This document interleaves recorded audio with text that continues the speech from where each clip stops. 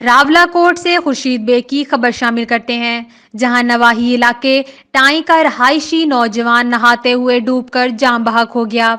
इतलात के मुताबिक मंसूर लियाकत नामी नौजवान नालाए माहल धम्मा के मकाम पर पानी में डूबकर जाम बहक हो गया है, जिसकी ताहाल नाश ना निकाली जा सकी है।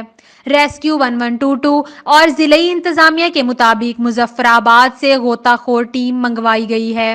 ये अलमिया है कि जिला पूंछ में किसी किस्म की इमरजेंसी को हैंडल करने के लिए ना रेस्क्यू के लिए आलात, ना ही तरबियत याफ्ता अमला है और ना ही कोई दीगर इंतजामात मौजूद हैं।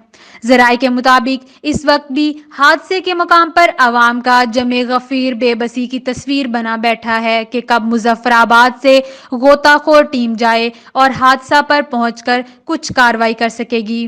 बिल्कुल इसी तरह एक और वाकया चंद रोज कबल रावलाकोट के करीब भी पेश आया था, जब घंटों बाद एक नौजवान की लाश निकाली गई थी।